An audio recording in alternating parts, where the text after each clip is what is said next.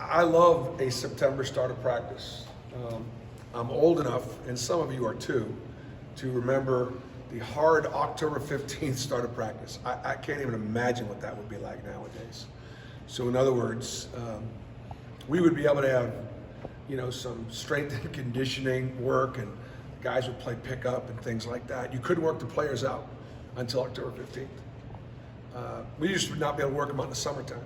And I can't believe all the work that we've done this summer and this fall with the new 4-hour rule and the summer rules, and they're really, really good rules. I'm responsible for these guys, their careers, their academics, their progress towards a degree, all these things, and yet legislation used to be in the summer and early up until October 15th, you couldn't really put your hands on. So it's been great. So as a result, we are, as is every other team, because it's not a competitive advantage, so much further down the road. I'm not having to have double sessions, practice 6 days a week, and get ready for our first, game. So anyways, it's good from that standpoint. I think we've had a good fall, but I think the team, somebody asked how good we are, how good are we going to be? And it was interesting because I felt like last season,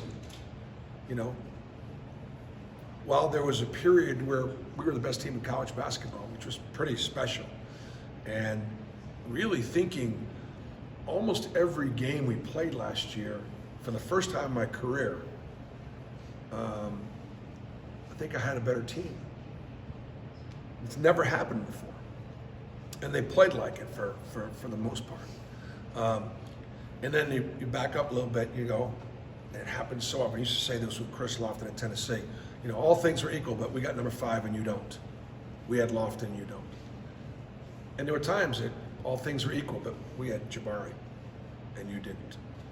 Now we had Walker, and we had Wendell as a terrific point guard, and KD, different dimensions. So now we are Jabari-less. And so the question is, has the returning players improved enough from whether it would be year 1 or year 2 or 3, depending on where they are, for us to be able to compete for the SEC championship again. Will John I and Yohan be able to fill in and be able to, because they're going to get a lot of the minutes that Walker and Jabari got, and what's that going to be like? Love my depth. I like the chemistry. I like the work ethic, and obviously we had a great summer. As far as Golden Israel is concerned. Only announcement I have is Alan Flanagan is out for personal reasons, personal reasons, and other than that, I have no other announcements. I'll take some questions. Well, I guess, is there a time frame? Personal, family matters, and no time frame right now. I did such a great job covering our team. Well, Bruce, what have you noticed? Again, I know you only had 1 day of official practice. Yeah. But with the freshmen in particular, what have you seen with those guys as far as them catching on and getting time? Okay, the freshmen. So Trey Donaldson. Trey Donaldson may have been the best athlete in a really good high school in Tallahassee the minute he walked in the door as a freshman. Like, he was a freshman quarterback. He was a freshman strong safety. He was the point guard. And, you guys know where he was ranked in football. He was one of the top strong safeties in the country. And he wanted to go play basketball. And so he's a great kid. But I'm talking about, for the first time in his kind of adult competitive playing life, he's now in a situation where he's not the best player on the team. And he's competing with some veterans like Wendell Green and Katie Johnson and Zep Jasper, and he's handling it. He's really good. And I want him to keep pushing, and I want him to push for now.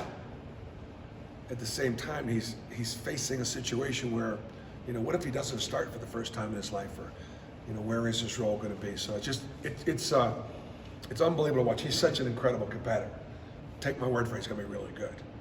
I don't know how quickly that's going to take place because he's a freshman. Chance Westry is really talented. He's got stuff he can't teach. He's got a really good feel. He's good with the ball. He's good without the ball. He's active defensively. He's played, having played in that prep school stuff. He's been challenged. He's been tested. High-end AAU ball.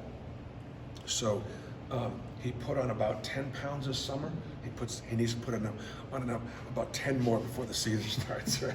Because he's pretty wiry. So but he's really good. So really pleased with him. And then, Yohan, he'll play in the NBA. And don't know when, but he's got great upside. He's one of the best athletes I've coached at his size. So comparing him to, say, Jabari or Tobias Harris that I had at Tennessee, or Chuma Okeke, those are kind of the class he's sort of in.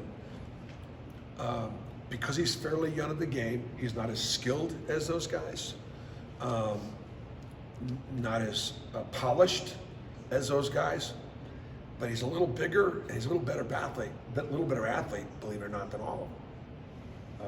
So he's got really, really good upside. He can really shoot the basketball, knows how to score. Got to learn how to defend, got to learn how to, the physicality of the game, but he's talented. What do you need to get out of Jalen Williams this year? Jalen can play whatever role he wants to play, but just like every year, the last couple of years, he's had some pretty good guys at his position. So he comes in as a freshman, and he's got veterans like Anthony McLemore and D'Angelo Purifoy, and when we get an injury to Isaac late in the year, all of a sudden Jalen comes off the bench, and boy, boom, you see it. And then his sophomore year, it's a COVID year, and he has a really good year. I mean, he was one of our better players, and had a really terrific sophomore year. Big numbers, probably as much improvement from freshman to sophomore year.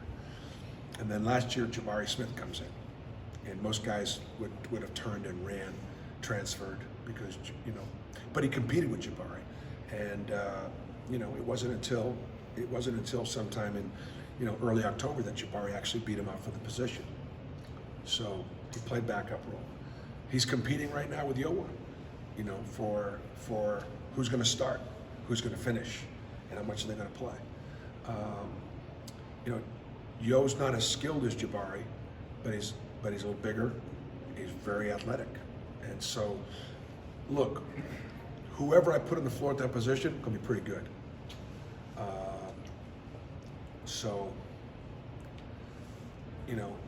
Jalen's got an opportunity to make that decision for himself. But again, it's first day of practice, so I've got to let these guys compete a little bit. Bruce, can you tell a difference this fall compared to last fall with guys like Wendell and KD and that you have a backcourt that's they're all coming back. You're not breaking them in like you did last year. Can you tell a difference? Yeah,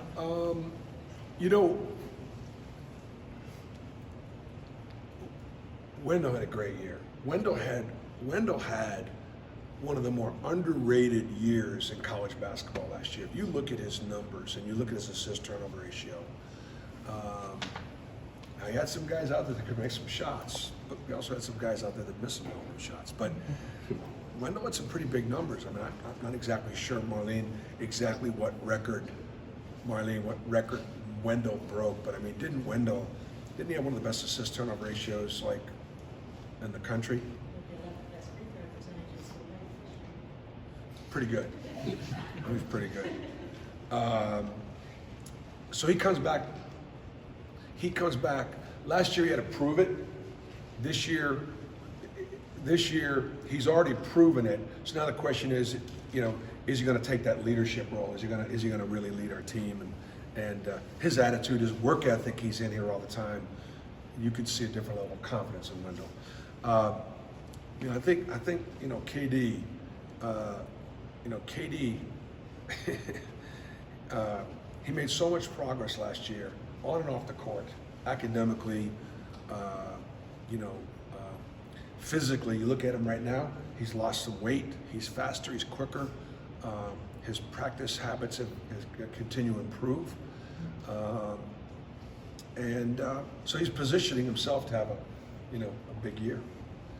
I think Zepp's the same. I think Zepp is Zepp, man. He's gonna bring it every day.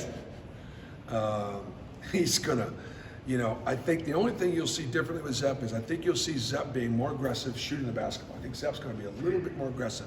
He shoots a beautiful ball. He shoots a straight ball, and we've gotten him to expand his range a little bit. And I just see Zepp being a little bit more aggressive offensively. Bruce, last week we saw you at the culture. You mentioned the arena renovations kind of being pushed back to focus on NIL.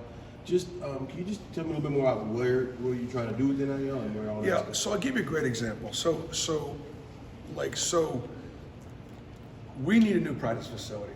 We really do. Okay. Take today for example. We're in here. Why are we in here? Because volleyball's got the court this week, pretty much, because they've got at least 1 or 2 games. And by the way, we need to show up on Wednesday night for the women's volleyball team. I'll be out there tweeting tomorrow. They play Wednesday night, right? Isn't that the SEC opener? It's the SEC home opener. That's close.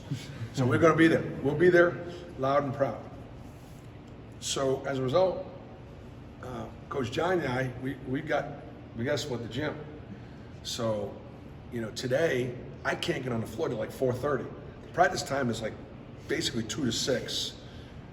Morning 8 to 2 is academics. 2 to 6 is athletic practice time, and then typically at 6 o'clock at night, those are the student athletes. That's their time to study and study table and different time, dinner. So today I go at 4:30. Tomorrow I don't get on the floor till 5. I actually wanted to go recruiting tomorrow night, but I can't go recruiting tomorrow night because I can't practice till 5. Normally, if I could have gone in and had a practice, maybe leave a little early, I could get to Atlanta, see a practice. I can't do it.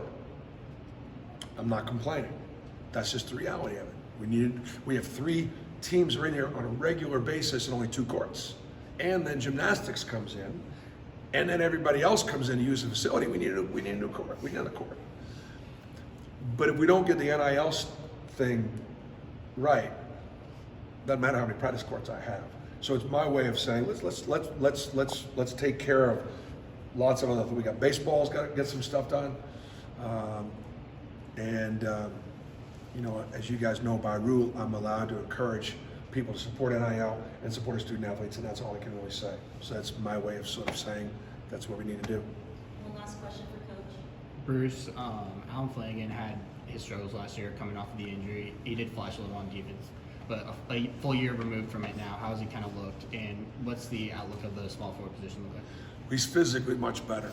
He's physically almost back to 100%, and I think that's where you're gonna have to evaluate him. When your strength is your size, your athleticism, the physicalness of his game, and then when you take some of that away, he can't be the same player until he gets that all back, and I think he's much close to, or actually right where he was before his injury. So, all right, let's.